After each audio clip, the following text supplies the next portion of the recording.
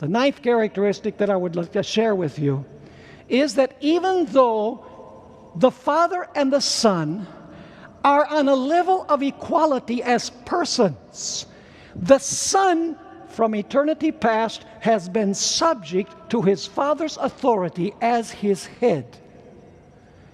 That is clearly stated in 1 Corinthians chapter 11 and verse 3, where it says clearly that the Father is the head of Christ. God is the head of Christ. And so Christ in eternity past, even before the creation of the angels, was subject to His Father's authority, even though He was equal to His Father. In eternity past, in the present, and in eternity future, both the Father and the Son have authority and dominion, but the Father has absolute authority and the Son has delegated authority, even though they are equal.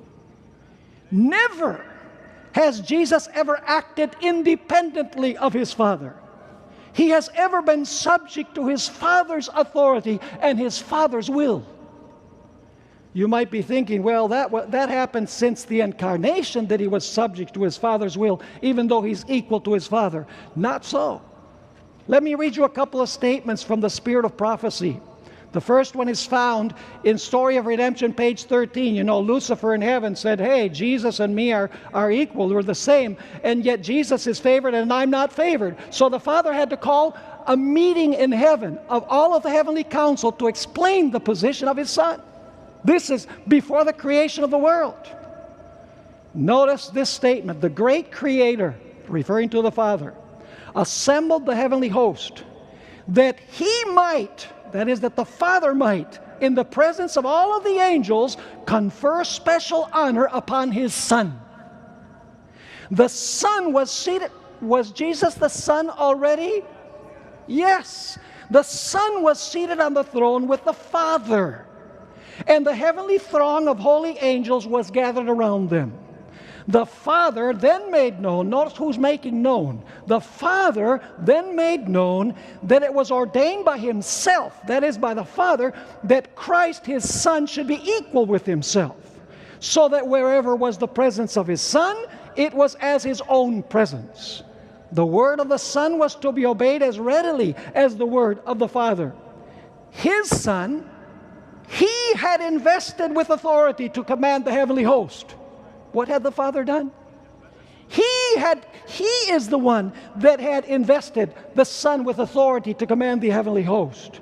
And then she continues saying, especially was His Son to work in union with Himself in the anticipated creation of the earth and every living thing that should exist upon the earth. His Son, listen carefully, His Son would carry out His will and His purposes, that is the Father's, but would do nothing of Himself alone. The Father's will would be fulfilled in Him. Clear. Another statement that we find in Patriarchs and Prophets, page 36, adds some details. We're told there, the King of the universe, notice this is a reference to God the Father, the King of the universe summoned the heavenly host before Him, that in their presence He might set forth the true position of His Son and show the relation He sustained to all the created beings.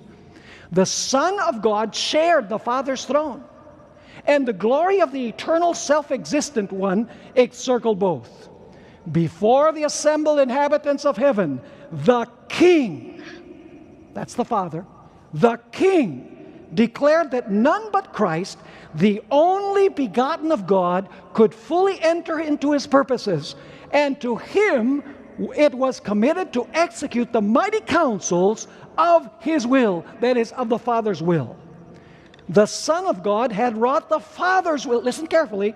The Son of God had wrought the Father's will in the creation of all the hosts of heaven.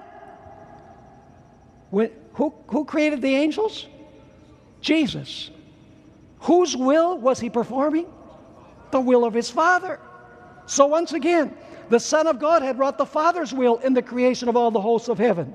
And to Him, as well as to God, their homage and allegiance were due. Christ was still to exercise divine power in the creation of the earth and its inhabitants. But in all this, he would not seek power or exaltation for himself, contrary to God's plan, but would exalt the Father's glory and execute his purposes of beneficence and love. Is that clear? Crystal, if you read it with an open mind and an open heart.